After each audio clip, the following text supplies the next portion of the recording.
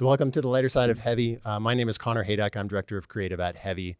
Really, our purpose with these sessions is to get into some of the stories and some of the inspiration behind the projects that we do, both from an artistic perspective and an architectural perspective, and start to tell the story behind how these things come about, and really get into some of the details of how we kind of go through the process of creating these impactful placemaking features. So today I'm joined by Ryan Besant, who's our president at Heavy.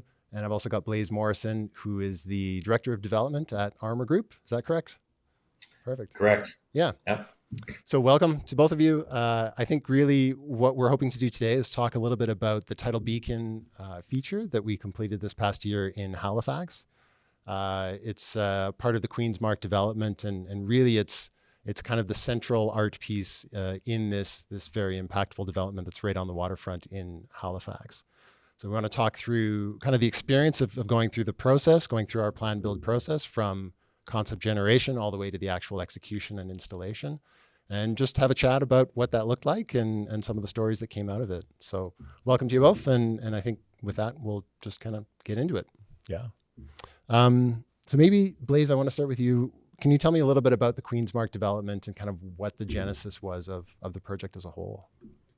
Yeah, so Queen's Mark, located here in Halifax, Nova Scotia, it's been conceptualized for I think about over 15 years. So I've been with the company for 8 years, and I started at the conception of essentially the second concept version of what Queen's Mark is now, just out this window here down at the waterfront.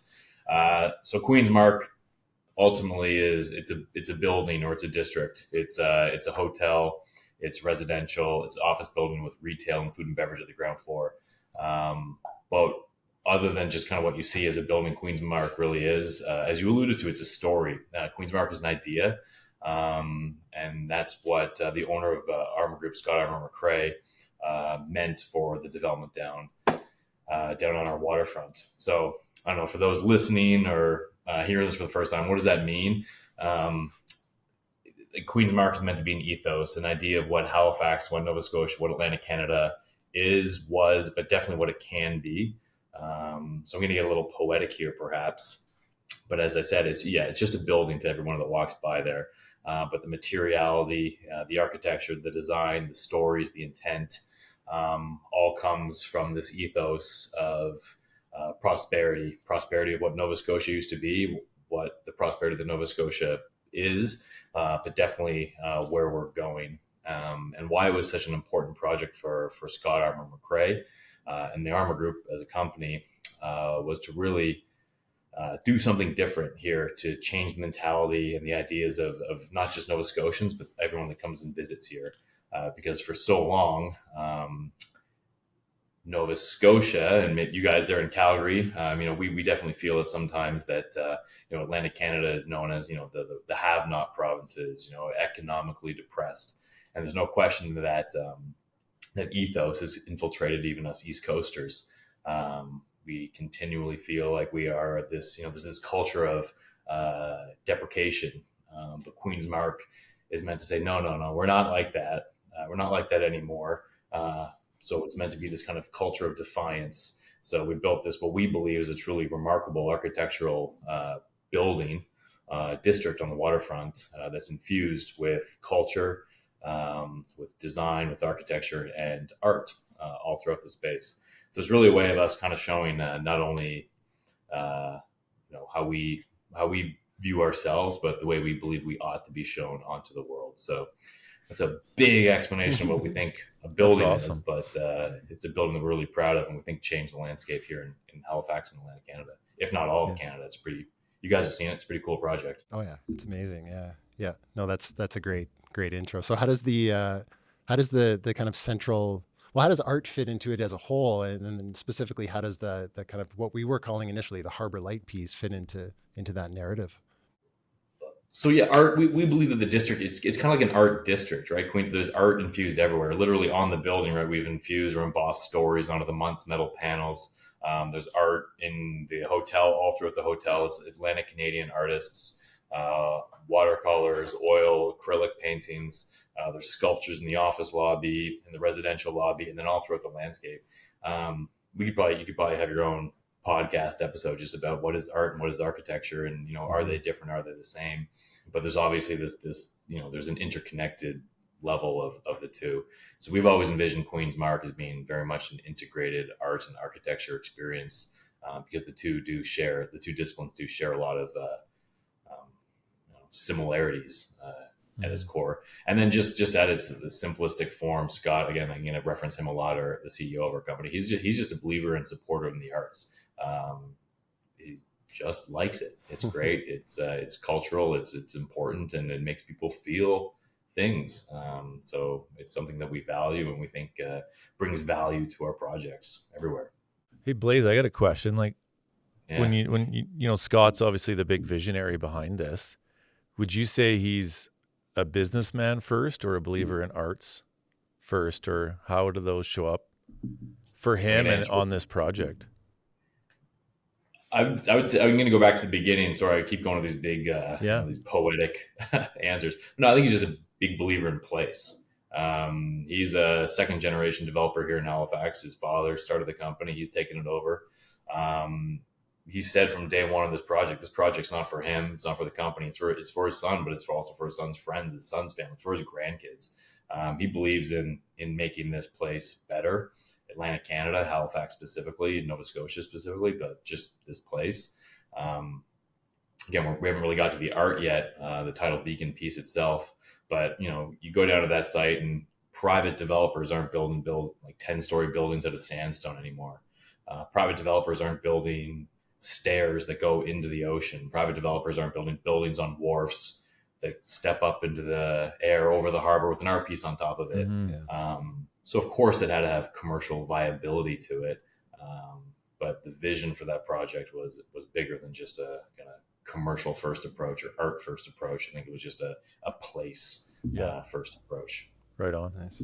Yeah. So how did the inspiration come for that main feature on the Rise Again building? Where did the impetus for that particular piece come from? I'd say it definitely started with the architects and Scott themselves. So the architecture of the building was McKayline Sweet Apple Architects, based out of here in Halifax. Mm-hmm. So through all the iterations, there was always the idea of having a jewel. They always called it the jewel. And I remember some of the precedent images. We always went to Cloud Gate, right, in Chicago, right? The bean. Was that Anish Kapoor's bean? Yeah, there. So it's something that. So of course, there's the idea that art can bring people to a place and it's going to add that intrinsic value to it. We got retail, food and beverage. People are going to go, and art creates better experiences. But the idea was that we need this kind of center piece that can just become this beacon. I think beacon was even used way back in the day, even though now it's still called Tidal Beacon. Almost like this kind of galvanizing call to Queen's Mark, something that's visible from the other side of the harbor, down the harbor, walking on the waterfront. So I don't know if that really answered the question, but I think it's always been conceptualized, and there's always been these reference images of kind of what the art piece could be, where it could be located. When I joined the project back in 2016 or the end of 2015, that jewel had found its way on top of the Rise Again building, which is the building on a wharf that's slanted and slopes up. So conceptually, that's just kind of where it was situated, because the building itself, we think that's a pretty architecturally significant building. So that's kind of like the jewel building in the center courtyard, and then, put a jewel on the jewel. Yeah. Sounds like a lot of jewels, but that's the idea. Yeah, it does. It's always felt to me like kind of the heart of the development and kind of Halifax as a whole, right? Like it's kind of the central icon and the central marker of the city and of the development, and trying to bring people in and tell that story about the culture and kind of, both the history of Halifax and also, like you said, where you're trying to go as a people and as a society. Yeah. So yeah, exactly. Yeah. I mean, the building itself, right, is meant to be the ceremonial piece. That the actual ascension of looking up those steps, you guys have both done it a couple of times, right? It's very simple, right? It's just it's a sloped building with a timber deck roof and long bleacher steps, and you just walk up it, and just got the handrails along either side. But it's meant to be the ceremonial process. You just kind of walk up, and you can look over the edge down the waterfront, right out to the ocean. Like I can look out my window right now and just right out to the ocean. Our connection to the sea as East Coasters is very prevalent everywhere. We feel it, whether you swim or you sail or you fish or you don't. Like it's just always there. No different than the mountains in Calgary, probably, right? You have this affinity to it. Yeah. So the ceremonial process of walking up, but then having something at that destination, the jewel, the art piece was always something important, and kind of the story within the project. Yeah, there is something kind of meditative and, like you said, like ceremonial about that progression as you walk up the steps. And you need some kind of draw at the end of that too, and some kind of payoff. And I think having that piece in that location makes a lot of sense from that perspective, just to have it be kind of the culmination of that experience and also of the development as a whole. So yeah, I think it works really well from those perspectives. Connor and Ian and I know those steps really well. Yeah. When we carried the mock-up Yep. up, how many steps was it? 30, what is it, 30 33 something? steps, I want to say. I think I counted them at one point. I should know this, but I'm not gonna. I bet you Ian has probably walked those steps more than Yeah. anybody in the world right now. I bet Yeah, he's been no up kidding. and down those Yeah. steps more than anybody. Yeah, nice. Yeah. So maybe, do you want to talk to how Heavy got involved and kind of what that initial Yeah, process look like? it's interesting to hear that timeline, Blaze. Like, I don't know if in the moment when we first started talking that I understood how central that beacon or jewel, as you put it, was to the concept. And because when we started talking, it was obviously years later. And yeah, I think I recall chatting with yourself just about a couple key features that we didn't understand all the history in the background, and came out to visit you to understand what that looks like, and also talk about how Heavy could engage in that. I think I think it really came down to the values of your team and the values of us aligned really easily, and I think that opened up the door to having a bigger discussion around what could Heavy do on the project, and it probably gave us more autonomy than maybe we typically have. That's kind of what I recall. I don't know. What's your recollection of kind of how we started? Very similar. I think I'll go back in kind of my history as well. But I think there was also definitely just a general appreciation of design, and from both you guys sitting there. I do remember when myself and Scott had met with you guys, and then visited your shop. We could tell you guys cared, right? It was sometimes you meet with design, and everybody cares to a certain degree, but I think there's just some, I don't know, this intangible thing where you guys just care about what you do, and you understand the value and the importance to not just the client but the communities that you guys put your pieces in, and you get excited by it when you meet with some, I'm not trying to knock anybody, but sometimes you meet with certain architects or designers or engineers or whatnot, and it's just a job, it's just the next it's the next invoice or whatever. But we could definitely feel with you guys that you guys were passionate about it. You guys cared about it. So I think that's what, I do remember that meeting you guys. But yeah, my recollection on the story was, sorry if I'm going back to a previous project. I know we're supposed to talk about the tidal beacon here, but yeah, we had those Fresnel lenses. So for all those viewers out there, Heavy also helped with another project at Queen's Mark that I think is equally as beautiful, to be honest. But I remember when we flipped you guys the renderings, and that jewel, the tidal beacon, was shown on the renderings. And I think, Ryan, you're probably like, well, what's that? We're like, we're not there yet. We're not there yet. Yeah, slow down. Need to work on this. Need to work on this project first.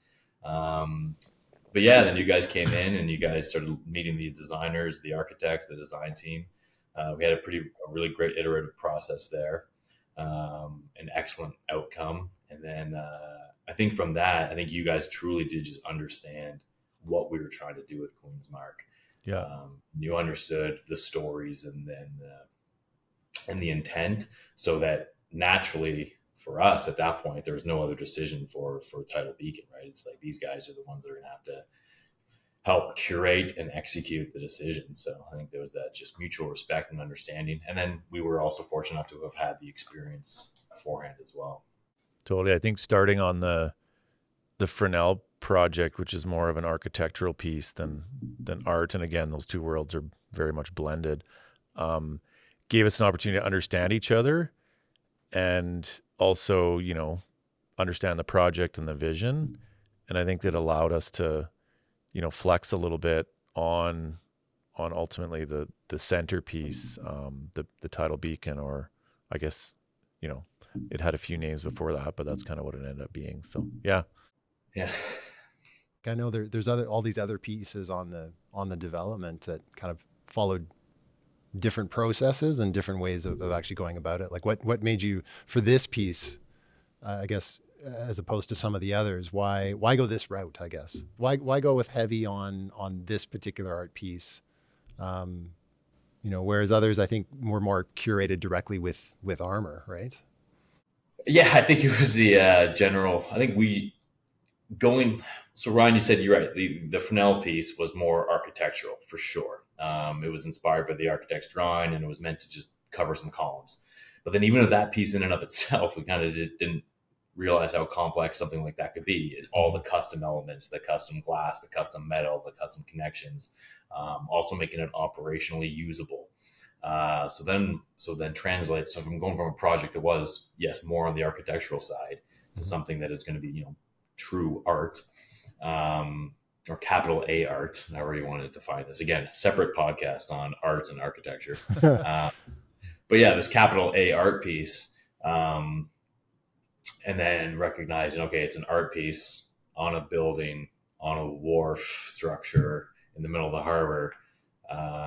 This is complicated. Yeah. This isn't going to be easy. Yeah. We find dealing with architects alone can be challenging enough from the creative friction, dealing with them and their vision. We knew that we needed essentially a project managing firm and technical firm like yourselves that could actually pull all these pieces together and bring it to reality. Because we can all sit there and doodle something on a piece of paper or a napkin and it looks great and cool, but actually executing that is a special set of skills, right? Not just the coordination of, sure, I can pick up the phone and call the structural engineer and connect them with the metal person and connect them with the glass person. But to do that and also have an artistic, view on it like you guys have is a rare thing indeed. And I think you guys definitely proved that with us on the previous project. So but there was no other option for Tidal Beacon. Yeah, nice. You guys. Yeah. I think our intent here with these kinds of projects is to be able to basically turnkey it, from that whole curation, concept generation phase all the way to the actual execution and bring the expertise that we need to actually do that effectively. Because I think, there's lots of different people and lots of different companies that have specific expertise in various parts of that whole process. So it's great to hear that it kind of worked on this project, right? Where we did take it all the way through and it kind of all hung together in the end and we were able to get it done. So yeah, it's great to hear. Yeah. Turnkey for sure. Like that was the word I gave a long answer, but it's turnkey service, right? It was concept right through to execution. So we obviously got engaged. We started working through, I think we went from a long list of artists that you guys had put together and trying to refine that down into a short list, and then had concepts developed by 3 different artists. So what was your experience of that process? Like just working through kind of that initial, very early on concept stages and trying to figure out, okay, what artists do we reach out to and how do we guide them in terms of what we want this thing to be and kind of the results that we got out of that. Yeah, it was looking back on it and thinking about this, it's a unique process. Yeah. I guess being a private ownership group, private developer, right? We have the luxury of, we can just pick and choose whoever we want it, right? We can just say, I like Sally Smith or Joe Blow, and we can just go pick that artist. We like that. We want something that they do on top of this building. Let's go. But being on the waterfront, and even though Queen's Mark is, yes, a private development, it's all public land down there, right? It's the public open, it's the courtyard, it's the waterfront, it's the boardwalk. So, of course, there'd be a lens of, we even though, again, private, we can make the choice. It's very much a public art piece. It's not our art piece. This is essentially a gift to the city. So we wanted to make sure that we had a wide range, an array and diversity of options out there. It started with just Google search, right? And which I think was good and interesting because we just Googled public art and, I like the look of that. I don't like the look of that. And you kind of just research who the artists are and magazines, wherever you see them. Got this big list. And then we curated a local call it art jury. So we met with the curator of Art Gallery of Nova Scotia, or some of the curating staff down there, some local artists as well, some artists that had done some work at Queen's Mark. Just basically asked for the recommendation and ideas. You guys also had some great connections and contacts as well, and artists that you guys have worked with in the past. So it was a fun process. It was a challenging process, right? Because you're just, at the end of the day, it's somewhat subjective, right? It's kind of what we like and do we think can best meet the intent of the project and marry visions. So yeah, it was interesting. It was fun. I think you guys helped with that process as well. Once we got down to I think it was like 5 and then 3, if I remember correctly. Yeah. And almost having like a mini design competition and interviews. Yeah, it was long, but it was fun. Got to meet a lot of people and have a bunch of cool discussions. And there's some concepts that are in your guys' files and our files that, maybe we can pull out someday and see if you can manipulate to some other, manipulate, you can adapt somewhere else. Yeah.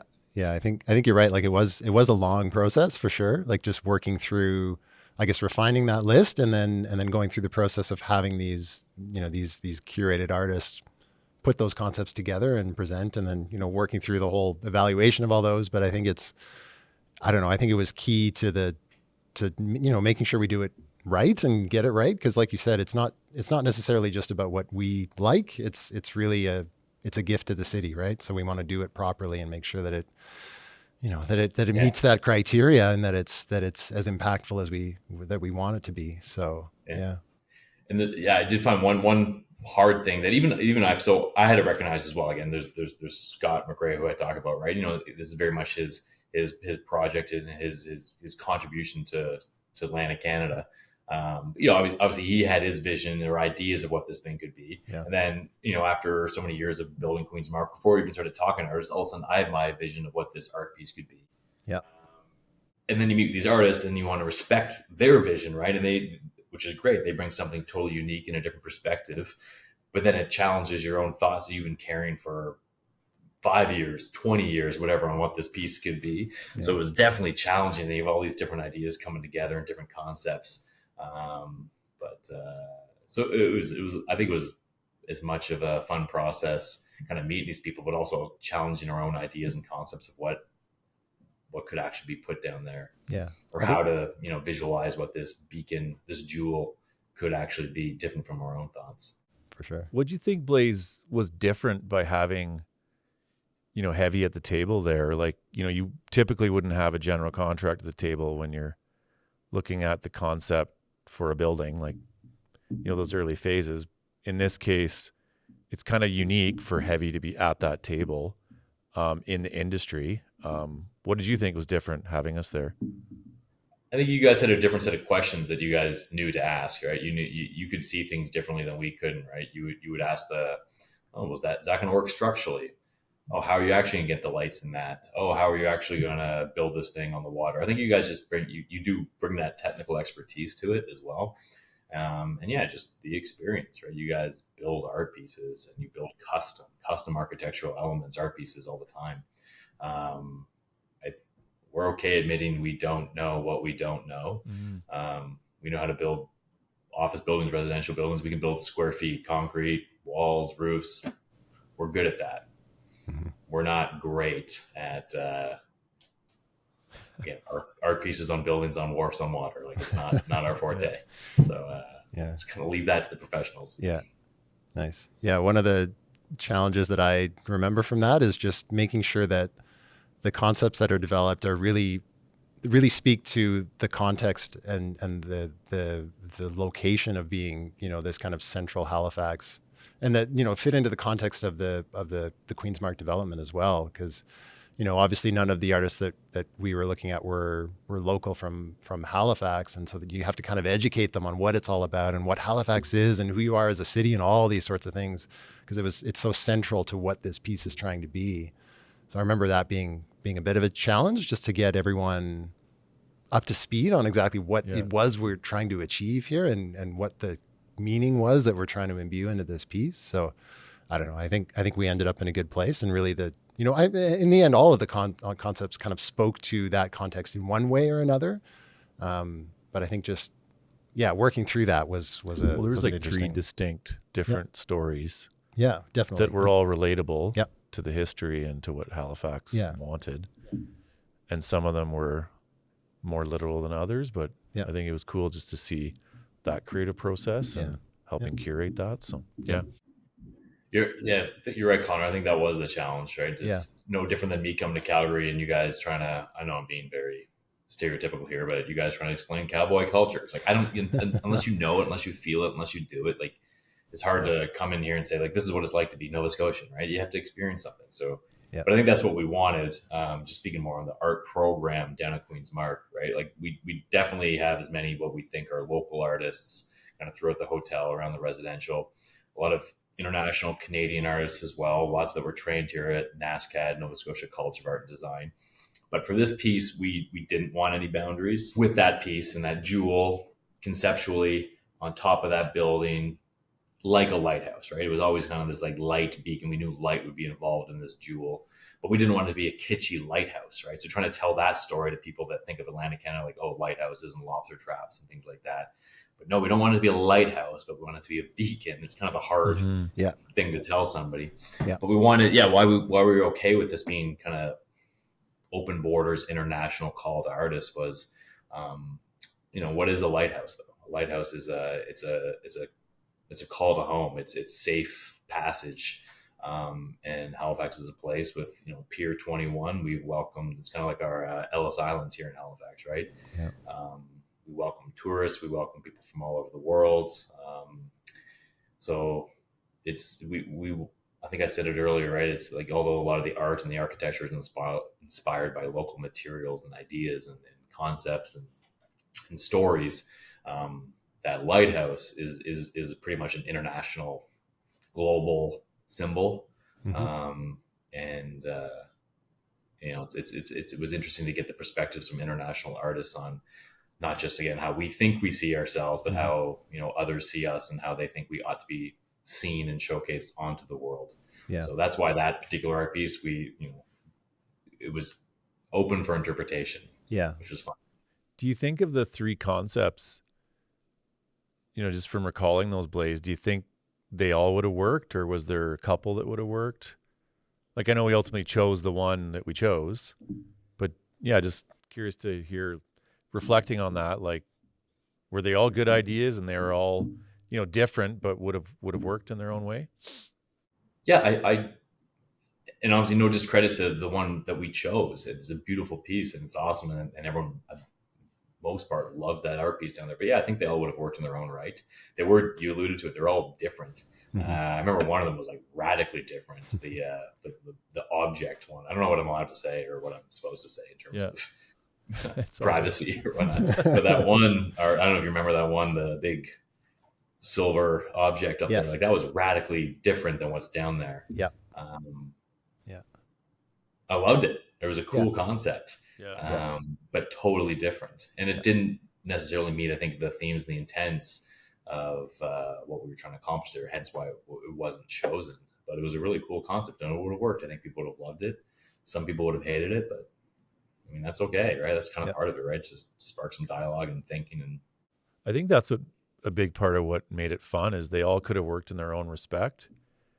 And just going through, all the criteria of like, why is this better than the other one? And kind of having that dialogue and debate was I thought a pretty cool experience. And I think we hit the nail on the head. Like we chose, the right one for the right reasons, and it got done. That's my opinion. Obviously I'm biased here, but I think it turned out good and we went down the right path. So no, I agree as well, right? It holds true to the architecture as well. I mean, the forms marry. It holds true to the idea of like light being integral to the piece. Then the element that we never thought of, but the artist brought in, was the whole environmental aspect of it, right? And our connection to water and wind and air, and so that there's, so I think it worked out really, really well, and I think it was the right choice. Yeah. So ultimately, it was NedCon's Tidal Beacon concept that we're talking about that we went ahead with. Really the intent of that piece was all about kind of representing the atmospheric context in the environment. So the rising and falling of the tide, the waves of wind rushing through, and representing that in this kind of skin of flappers, and really trying to pick up on the here and now of that context, and kind of, turn it into a bit of a marker for weather and the tides and all these things, and kind of tie it back to seafaring as well, because obviously those things were critical in that time, and setting out on a ship, you need to know what's happening. So it kind of all ties together really nicely, and I think it speaks to that kind of procession as well. As you walk up, you're kind of getting into the moment of actually experiencing what's around you. So there's a lot of things that kind of all tie together with this piece, with this concept, that kind of add to that more of a meaningful experience of that space, right? Yeah. So I mean, I think you're sorry. Yeah, it tells a story that's deeper than just form. Exactly. That's what's cool about Ned's work is it touches the unseen elements, right? It captures the wind, and then you hear it too, just flapping. Yep. And then integrate with the light in different times of day, and the way the light refracts off the harbor and the reflections. Yeah, it's really, really cool, and it captures the sky, the water, and you can post-rationalize a lot of this stuff. I'm sure I'm sure Ned will say, I meant to do all that stuff. And maybe he did, but it's kind of like, after it's built, then you start to realize all the little nuances of the art piece are what really make it special. Yeah. Well, I think that's just it. Like, I think some of that was conceived initially, right? Like, representing the wind and the tides and everything, but really so much of that does come out as you actually move through the development of it. So, once we get into actually, okay, how are we actually going to execute this, and starting to build prototypes and mock-ups and figure out how does this thing actually work in the real world, and what's the experience of it. And then from there, you can start to kind of lean into these specific experiences, right? These little gems of things that happen that you weren't really expecting. So like one of the ones that stands out in my mind is when we built the larger prototype with the lighting behind it and everything. Just seeing how when the flappers flap with the lights behind, you get these kind of flashes and these little sparkling of the reflection off of those flappers, which I wasn't expecting at all, but it ends up being kind of the one of the most interesting things about the piece is when they flap and you get the sparkling as the flappers like reflect the light. SOS call almost, yeah, like exactly. Exactly. So I mean, that's you could post rationalize and say, yeah, it's like an SOS call or something, but it still works, right? It doesn't mean it's not any less valid. Do you remember when we're doing the mock-ups and doing all those tests? Like, we're talking about like there's going to be nuances of this that we expect there's going to be something that's going to pop up that we're not expecting. Yeah, and definitely.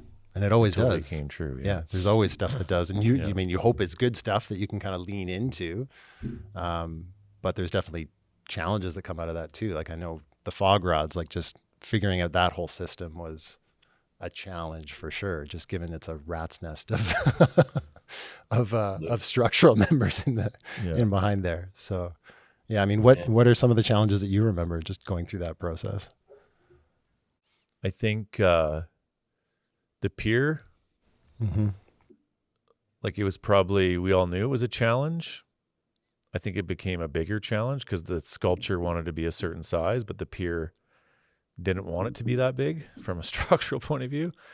Yeah. And so the creativity and technical, like those worlds merging to really ensure that it was big enough so that it made the statement. And I just remember like, working with Ned and our relationship with him, like in a lot of ways, he was informing us and we were informing him. And that collaboration is really where the magic happened. Otherwise, if that wasn't there, we would have, if we didn't take no for an answer, it would have ended up being, half its size. Because just the snow and the wind loads and the limited structure, and then how we're installing that, on the ocean, essentially, that was a really big challenge. And just the way that we came together to, enhance, like we actually made the concept better, in my opinion. That collaboration with us and Ned and kind of turning that big obstacle into an opportunity, like, because that's part of the fog rods weren't a product of, they weren't initially an aesthetic requirement. They became a structural requirement, which we then turned them into a huge aesthetic piece or win on the project. like we needed some way to brace the cable system. Partly due to, I know the ice loading was another big challenge that we went through, just the amount of ice that we had to account for that could potentially build up on this structure. But anyway, looking at some way to brace those cables so that they don't deflect too much. And it led to this system of these rods that become an aesthetic element in and of themselves. So you're kind of performing this double duty, but in a way that kind of enhances both. So I think that, I agree, like that worked out really well. And it just adds to, without those, I think it would have kind of been lacking a bit in terms of what it would have been. So, yeah. But you're right, those fog rods, for all you listeners or viewers out there, that was heavy. That was you guys taking a structural problem, marrying it with the artist's intent and our intent, and then coming up with a solution that added to both. Yeah. I remember that presentation very well. I think it was Connor, it was you, and somebody else in your office. Would have been Sander probably. Yeah. East Coaster. Yeah. And we were struggling with the lateral loads, or just the loading generally, and the transfer loads down to the building. And then you guys went away and came back with this idea, the fog rods.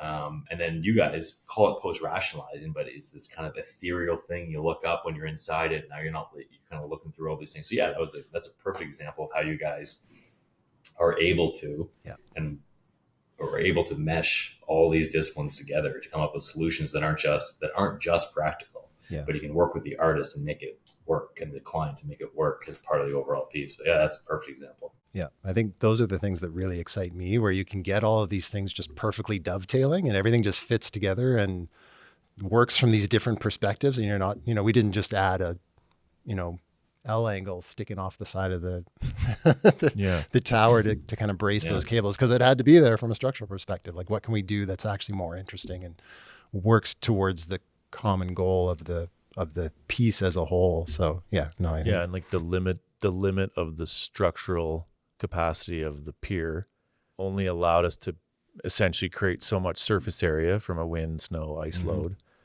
And then the flappers and the cable system was actually, a way to shed the ice. And so just the way that we, turned some of those obstacles into opportunities was, I thought that's really where the magic happened. And I think that's a big part of, when we understand what the client's vision is, and also, a big part of Ned's work was, it's kind of mysterious when you first see it, like for the the visitors that are there. It's like they kind of question, like, what is going on there? And I think knowing and understanding and having that relationship and trust with the artist, and also being able to dovetail what the project's vision is, and then some of those those big obstacles, like, allows us to kind of create that marriage that might otherwise not be possible. I think that's probably my recollection of, I think, the biggest challenge of the project, but also where most of the fun happened, and I think where the value was created for everyone. So structurally it was a tough one. You guys definitely helped us out that way. I want to talk a little bit about lighting and just the kind of process to work through that element and the programming of it. So obviously the lights respond to the tides as they go up and down, and then we have a sequence that kind of gets run at high and low tide, so kind of an event that happens. What was your experience of kind of working through that, Blaze, in terms of what that system looks like, given that it's such a kind of integral part of the piece itself? Like I said, light as this beacon, this non-lighthouse lighthouse. I'd say lighting was, we can talk about the structure. You can have a separate podcast just on the structure behind Tidal Beacon. Without question, it was the most challenging part of the project. But the lighting was probably the most, creative challenge of the process. Like, I think, coming up with the story behind the lights and and how to program it accordingly, and how to make it make sense. I found, I don't know if you guys felt that too, but I actually found the lighting the most frustrating part of the project. Not the result, but the process was tough. Not because it was, nobody was doing anything wrong or anything. It was just it was hard to articulate that story through light and then combining it with the technology and just figuring out the right products. I found it a very challenged, frustrating part of the process. And then it was one that was a kind of like slow moving until we finally got it. And I think it's also one of those like hard things as well. You can only do renders, and computer programs can really only show you so much, in my opinion. So it really wasn't until we got you guys down here and we started playing with it at nighttime that you could really then you started feeling good about it. But I found the lighting hardest, almost emotionally the hardest part of the project, and I think a lot of our team members felt that way too, and your guys might have as well. It's interesting in our work how similar, like we feel the same way. Like a lot of time lighting, it's figured out on paper, but then in reality it ends up being something different, and it's usually an afterthought, and it's typically in the the electrical scope. But when it has such a critical ability to enhance a project, whether it's architecturally or artistically, it like those mock-ups and the R&D and testing are so critical to that. And so it's interesting how aligned we are in that, because lighting can make or break a project, and sometimes it's an afterthought and not really vetted through when it wants to do something special. So we definitely had to consider. It wasn't until you had the mock-ups and you guys lugged it up the steps yourselves that we could really see kind of how it or conceptualize how it would work in real life. So that's when you realized we were uber sophisticated. When we just decided to manhandle 300-pound mock-up up 30 some stairs. I think it went through its own stages, right? Like we knew, we kind of decided on the banding of light pretty early on in the process, and it's like, okay, this is what makes sense in terms of reflecting that intent. And so then testing it out with the mock-up, like, okay, how does that light the flappers when the light is just static on, which we kind of worked through, and I was like, this is going to work. But I think then the programming and just figuring that out when there's almost nothing, you have to kind of, I guess, start from scratch almost in terms of what are you trying to do here, and how does it fit into the piece and the narrative that we're trying to tell. So I think it's a tricky thing, because you're kind of, it's almost its own project in and of itself. Like what is that programming and how does it fit in? So I agree. It was a bit of a slog to work through that, but I think being on site and being able to do some of that testing with the actual piece when it's already up and start just playing around. Okay, what can we do and what effects can we get? And I thought that was super helpful just in terms of starting to refine exactly what that experience should be. So and one thing I found with lighting too, and that's definitely the most intensive. Like we do building lighting, right? Accent lighting, just building, a little up light, a little down light. Which a lot of art has that as well, right? It's just getting the right angle on something. But when you have the technology with lighting today and all this RGB programming, you have so many options. So I think one of the challenges as well was actually trying to find that, design restraint. Just because it can doesn't mean we should. And just trying to have the right amount of light that can tell the story in a certain elegant, soft way was tough. And another thing on the light too that I found that was, again, almost like emotionally frustrating, right, is it's done. You guys are done. You built it. You installed everything. So we did the mock-ups. Now it's up there, and you envision it like 7 years later after the project started, or this art piece was probably 4 years of us working together on this thing, or 3 or whatever. And you imagine the ribbon cutting, or like behind the white sheet. But you can't do that, right? So you don't want to like hide this thing from the public. This massive art piece. But we had to test it just out in the open, right? I found that was, but it was kind of fun too, right? Like all of us were standing there, and like people were just walking by the boardwalk, and like, what are you guys doing? We're like, oh, nothing, just playing with some lights. But it was that was you wanted it to be done, but you had to play there for a while. Well, and you're bang on with the restraint too. Like I think that was part of the challenge with the lighting, is you can do anything, because it's RGB and fully programmable. So, you can do it twinkling with red and green Christmas lights if you wanted to, but it's like, no, well, hold on. Like there's a very specific thing that we're going after here. And I think even with testing it, like I think at one point, one of the lighting guys had like this crazy colors going, and I was like, stop doing that. Like it's not what we're trying to do here. So I think it was. Well, that's probably part of the learning is there's the lighting technical, which we had nailed down, but that artistry we weren't speaking the same language, and we didn't have that person that understood the intent and the story in the background. It was just almost like a video gamer, like playing with lighting that was like, holy, slow down. Yeah, exactly. So it was a pretty new, it was this new toy for sure.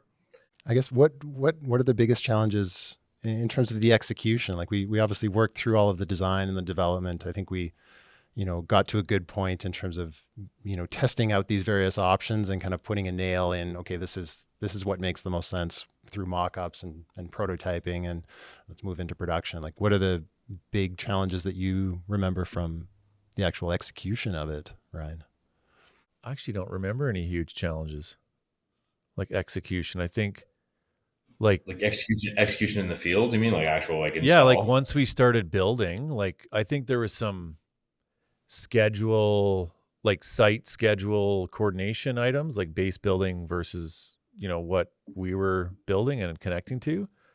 That's what I remember being the biggest challenge. But I think the planning and all that upfront work like allowed smooth sailing. Like there wasn't any giant like, holy heck, there's a huge issue here. Like there was your typical coordination things that need to get resolved. I don't know if you're on the ground, Blaze, so I'd be curious to hear if I'm missing something there. Like the lighting, I'm completely aligned with you on this one. So good plug for you guys as well. I don't know how you guys manipulate this this editing, but yeah, I think like the heavy touch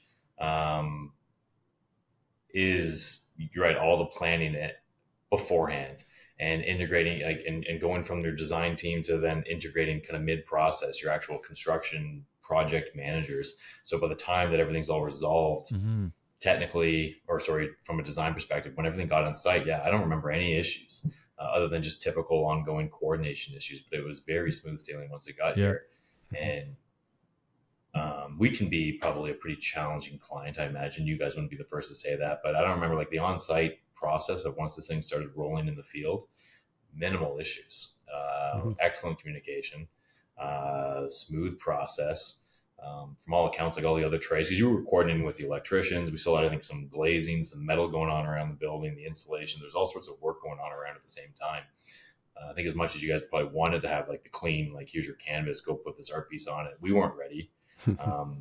So you guys played ball with all of our teams as well, and it was very seamless, right? You guys had everything, all the work had been done beforehand, and it was. And then you guys cycled your team members through here, and they got good relationships with all the people down here. I thought it was, you're right, it was like the smoothest part of the project.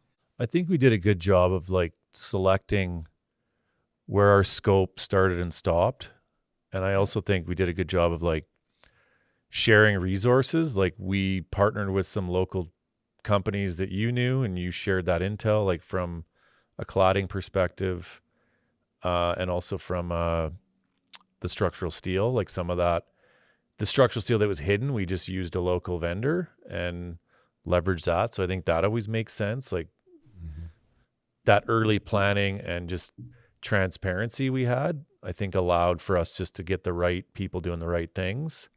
And it doesn't always need to be us. It can be whoever adds value. I think that was a big part of that success. So there wasn't hiccups. It was pretty smooth sailing. And we're not going to say we know everything about Halifax, and leveraging your knowledge and other locals, I think helped that for sure. Yeah, I think you're absolutely right. I think it was scaffolding, electricians, right? Some of the metal guys, but same stuff, different provinces, different states, whatever. You guys were able to coordinate and work with whoever, and it was definitely the install part of the process. I thought was very smooth. Normal construction coordination issues, but it was very smooth process, very professional. Yeah, that's my recollection as well. Is there's always things that come up that aren't quite aligned, and you got to work through them. Like even with the working through the modifications to the base building structure, because I know it's like, oh, we've got this big tower that we want to attach to the top of the building. Well, there's to work through the engineering and the loading of that and make sure that the building can support it. There's a bunch of changes that we have to make, and so it's just that whole coordination. I think it was a challenge, but it went as smoothly as it could have, right? Like we kind of worked through it, and it's just it is what it is, and and you kind of, as long as you're all on the same page for what needs to happen, you just kind of make it happen. Well, Blaze knows now not to build the building before we design what we're attaching to it. No, you didn't say that.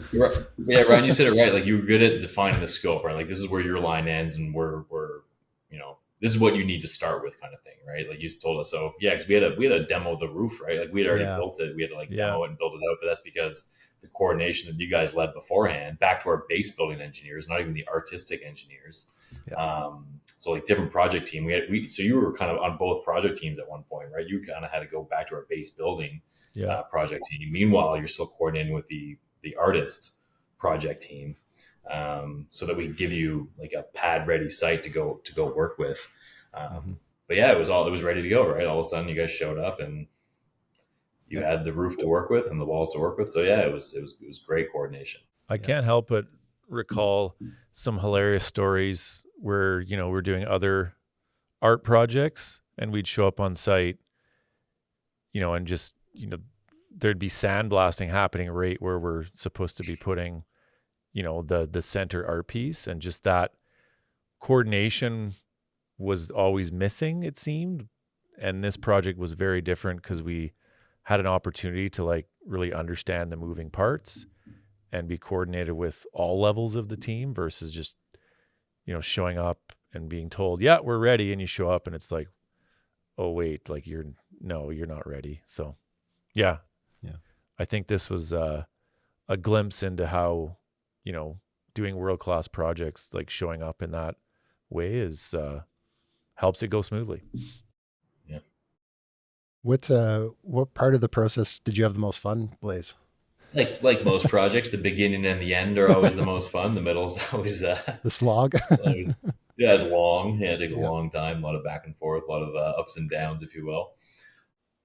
I think right before construction is always exciting too. Like right when you nail down the travel schedules. Okay, the project team's coming on this date. The site's ready to go. I think there's always it's like, I don't know, sports analogies. Like the game's about to start, right? You're in the locker room. You're ready to run out or skate out or whatever sports you prefer. But I think that's always a fun part.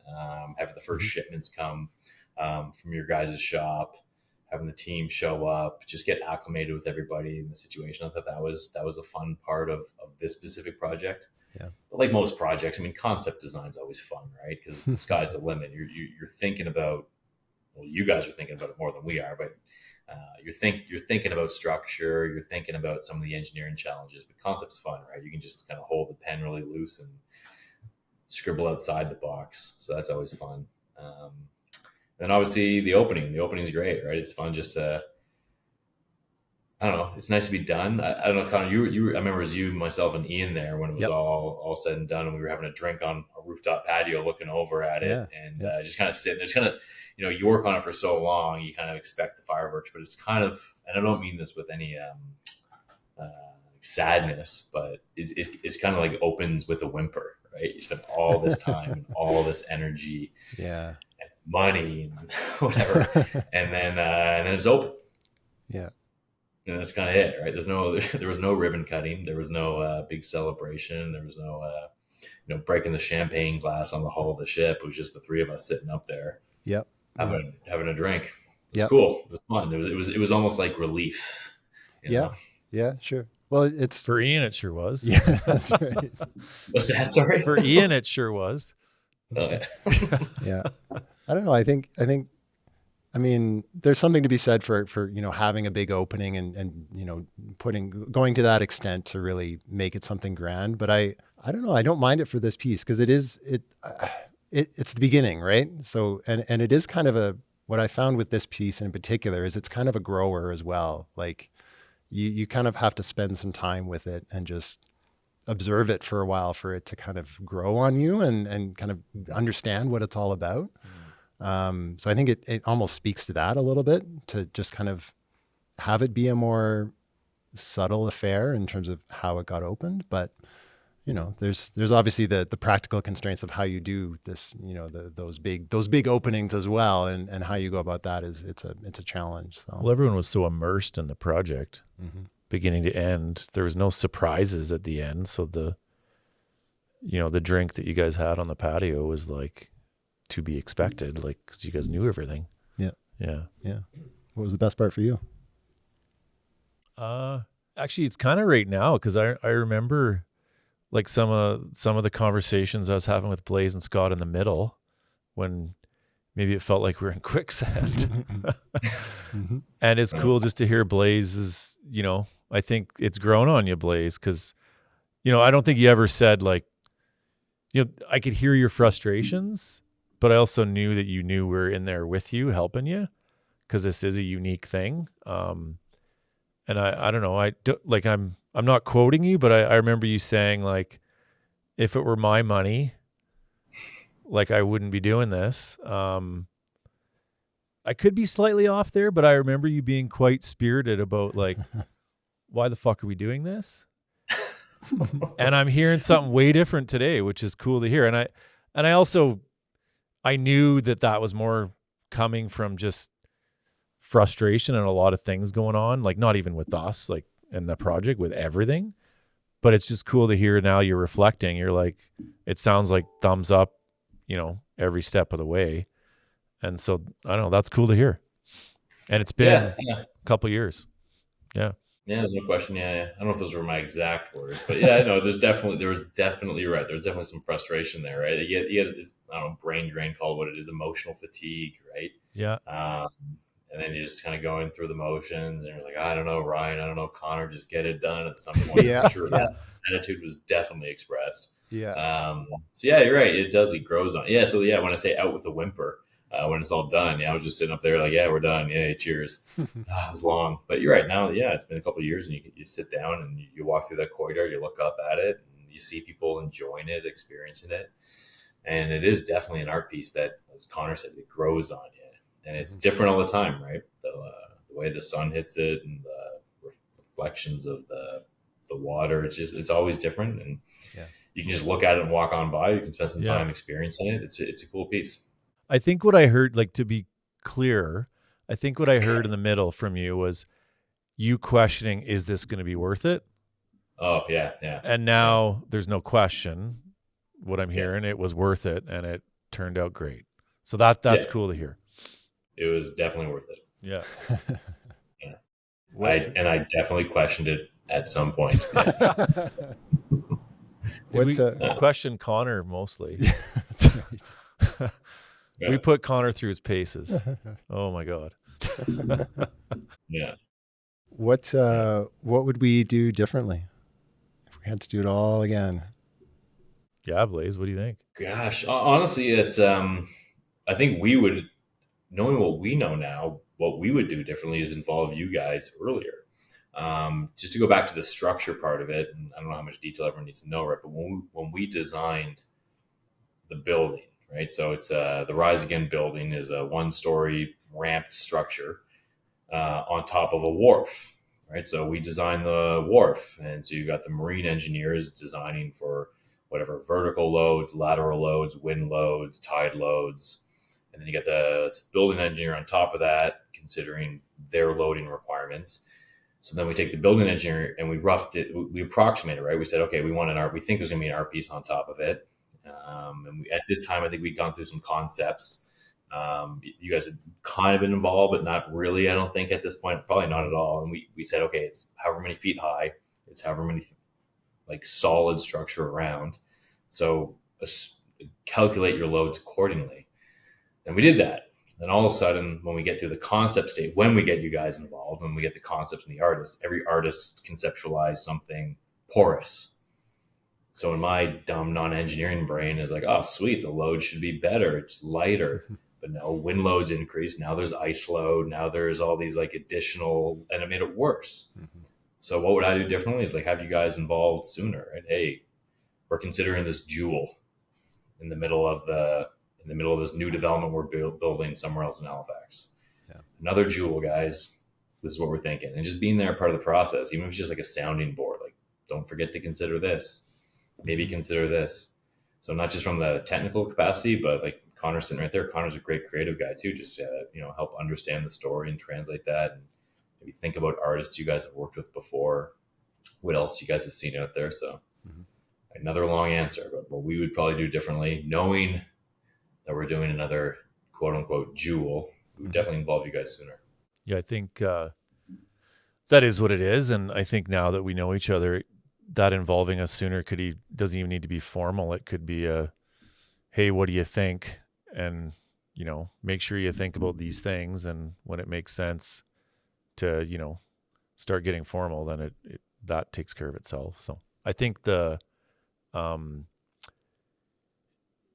process, like from our point of view, I think there was things that we knew there were some variables but I think we could have done a better job of speaking up. But I also think, in those early phases with a client, you don't want to piss clients off. So, we wanted to do what we're told enough, but also, make sure that we were being heard. So I think there was a few things related to like one path we went down for a bit. I think we were trying too hard to please versus having the honest conversation sooner. I think that's the only thing that comes to mind.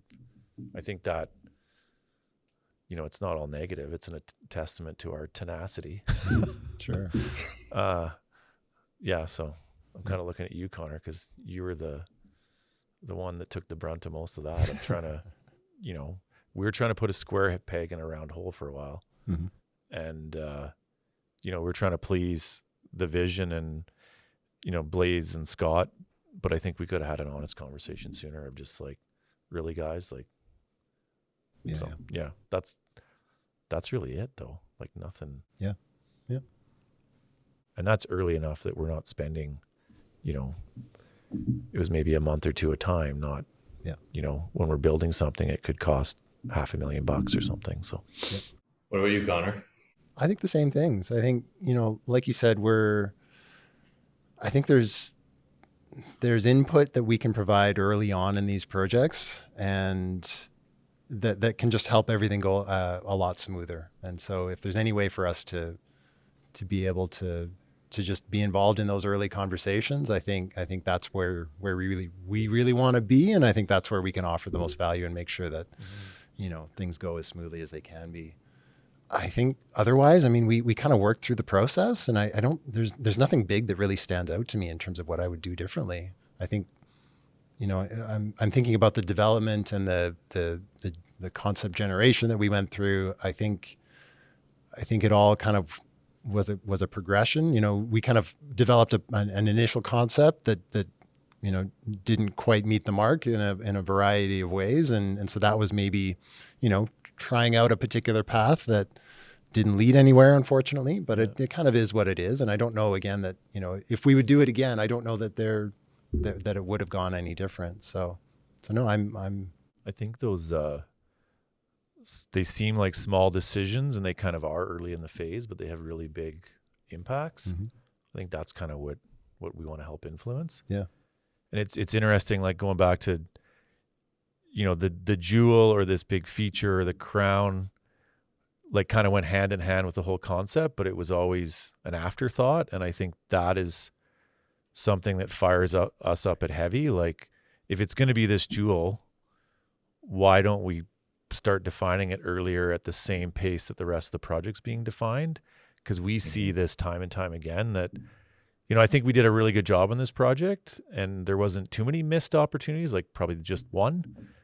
But why don't we if it is the jewel, why don't we put it front and center, and it's a priority to be defined with the rest of the project versus, it's unique and weird to some parties, so let's put a placeholder.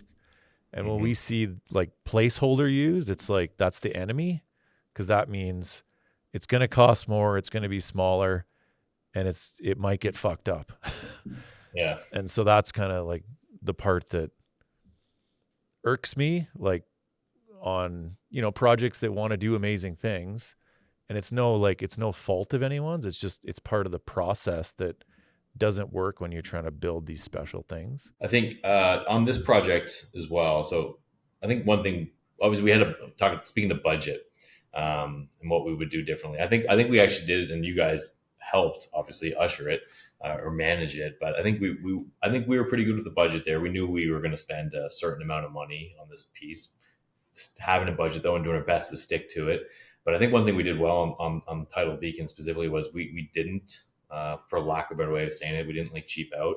I think you guys proposed a lot of materials and products, but us knowing what this thing was, we weren't afraid, or what it was meant to be as well. We weren't afraid to make a decision that was quote unquote over budget, or just a little bit outside of the expectations of what we could do. I'm trying to think of a good example. I think it was like the mirrored finish, for example. Like there was a couple products you guys proposed, and there was the fake product, the middle of the road product, and then the better products. But just I don't know if I'm just giving advice to other builders or whoever, but I think you got to know where you're going to spend your money, and sometimes you can't. One thing we did right is I don't think we said quote unquote cheaped out to save a few bucks on something this impactful. So I think that's important. And where I was going to go, and I'm just going off on a tangent, is Fresnel lenses, or the Fresnel lenses. Love that piece. I still think that's one of my favorites down there.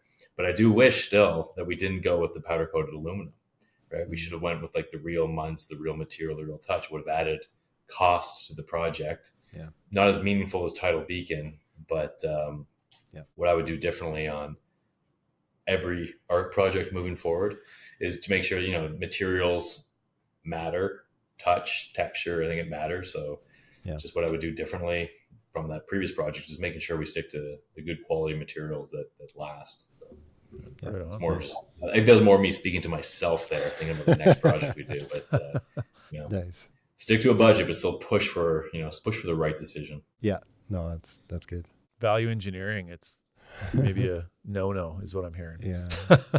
Well, I know it's hard, right? I feel like you can easily speak outside of both sides of your mouth on that one, but we value engineer to some degree for sure, but it's making sure, I don't know, you do it in the right spots. Now that it's installed and people are interacting with it, and it's in the landscape, and it's part of the Queensmark development. Like what's been the impact on the community that you've seen? Like what's been the reaction locally?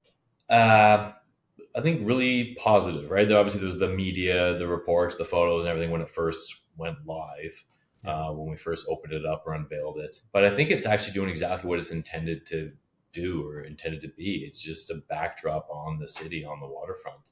It's there. And I think it's okay if people don't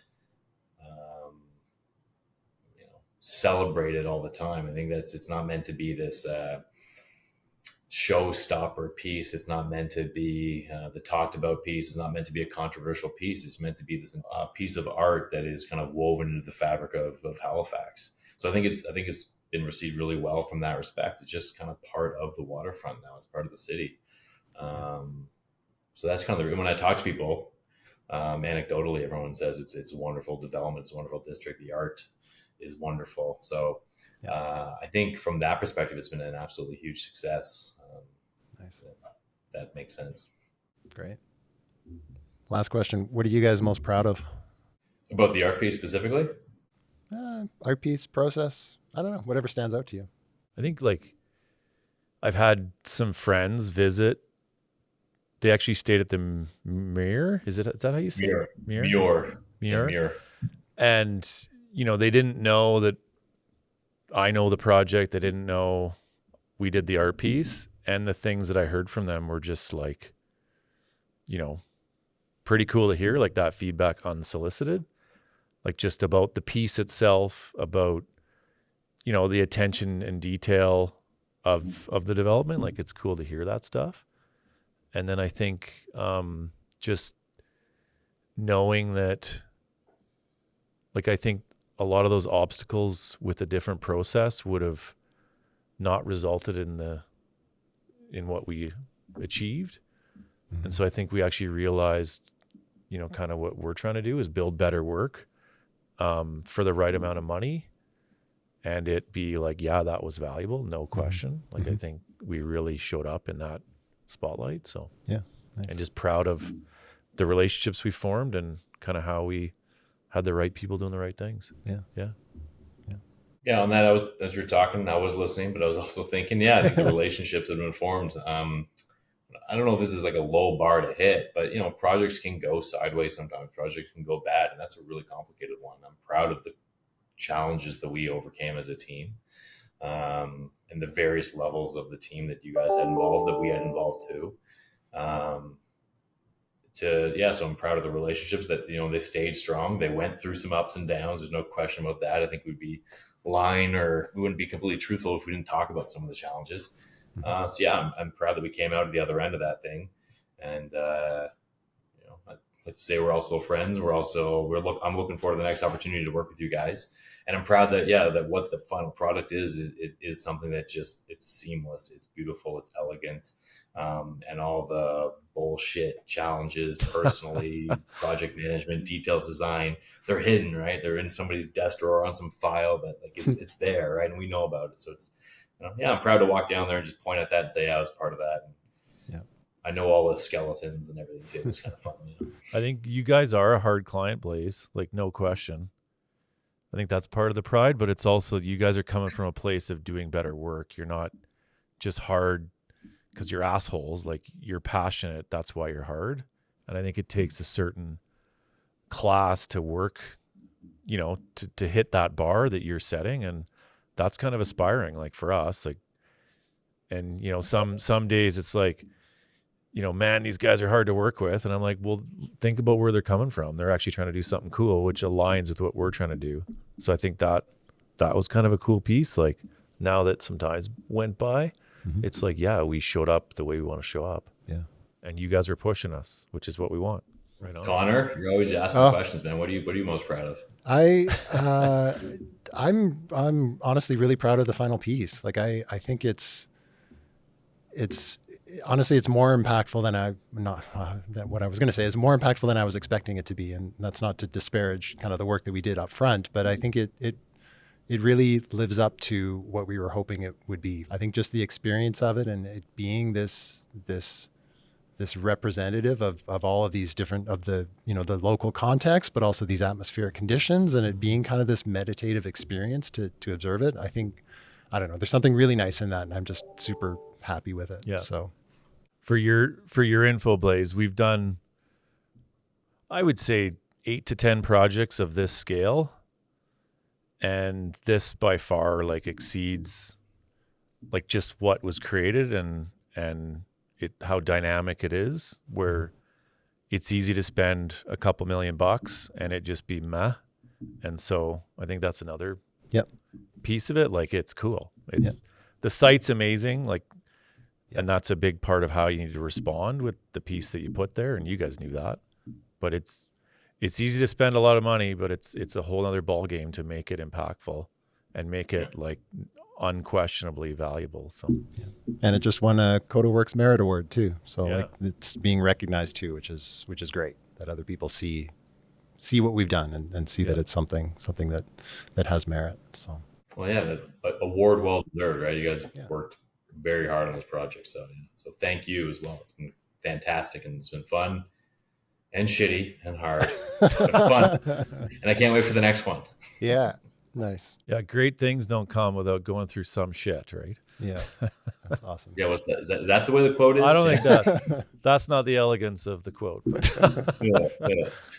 Well, right on. Thanks very much to both of you for joining us. And let's look forward to the next one.